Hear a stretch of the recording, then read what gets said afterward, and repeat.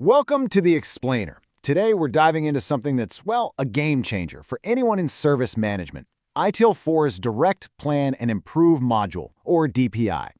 You know that massive gap that always seems to form between a brilliant strategy and what actually happens day to day? Yeah, this is how you bridge it.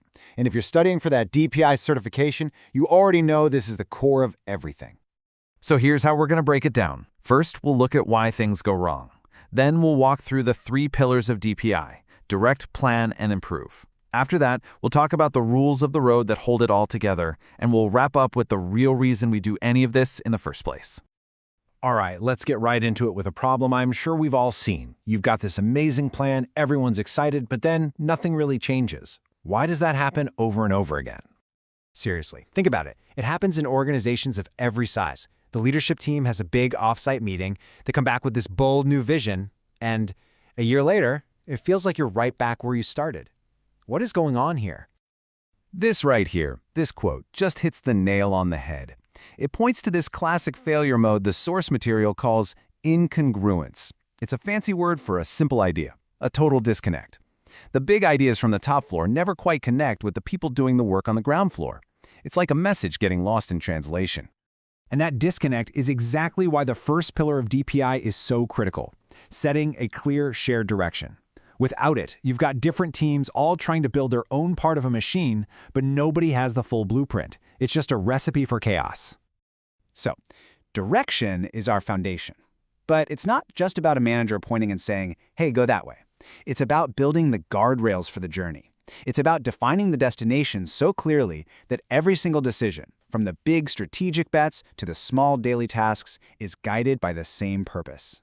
It makes the why we're doing this the loudest voice in the room. And a huge part of that direction is the vision. You can think of the vision as the organization's North Star.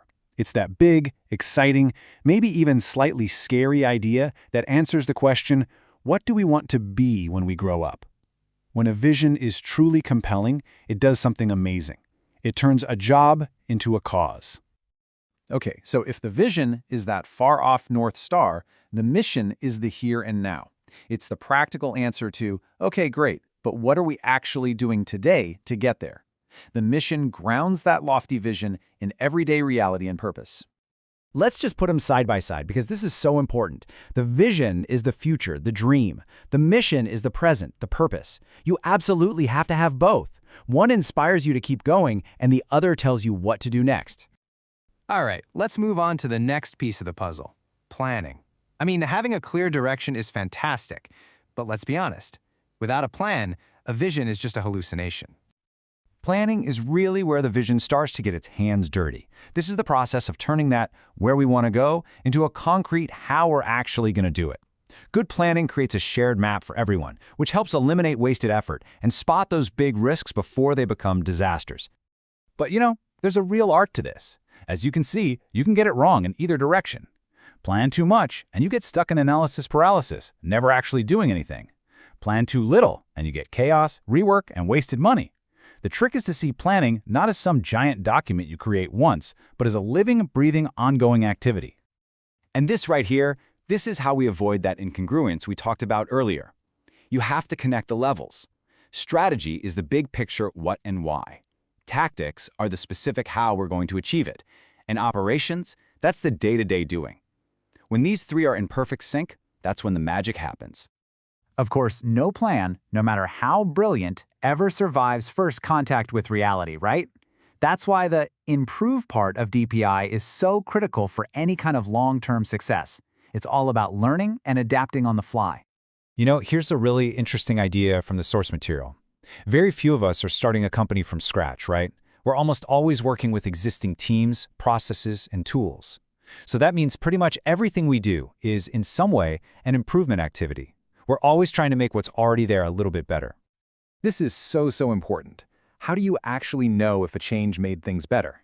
Well, without data, better is just someone's opinion. You have to measure. You need to know where you started and where you ended up. That's the only way you can prove you actually delivered more value. So, you've got your direction, your plan, and a commitment to improve. How do you make sure all these moving parts work together? Well, you need a strong but also flexible framework for governance. You need some rules of the road. A really key idea in modern governance is knowing when to build a fence and when to just post a sign. Policies are the fences, the rigid, mandatory, the absolute must-dos. But guidelines? Those are the signs.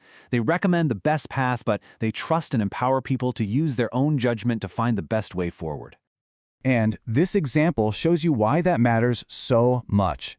If the employee had just blindly followed the policy, that 24-hour service level agreement, or SLA, they would have hit their metric, sure, but they would have failed the customer. Instead, they were empowered by a guideline, make the customer happy, and it led to a way, way better outcome. That's creating real value. So, what keeps us following these policies and guidelines? That's where controls come in. Think of them as the practical safeguards, the things we put in place to manage risks and make sure our big objectives actually get met. And these controls are everywhere. They're not just boring documents. They can be procedural, like required training. They can be technical, like a required field in a form or an automated workflow. And they can even be physical, like a lock on a server room door. They all work together to keep the organization safe and on track. Okay, let's pull all of this together. We've talked about direct, plan, and improve, and the governance that holds it all together. But what's the point? What is the real goal here? At the end of the day, it's not just about writing better plans or improving a few processes here and there. It's about building an entire organizational system, a culture really, where direction, planning, and improvement are constantly feeding each other in this virtuous cycle. It's all about achieving what truly matters, delivering real, co-created value to your customers and stakeholders.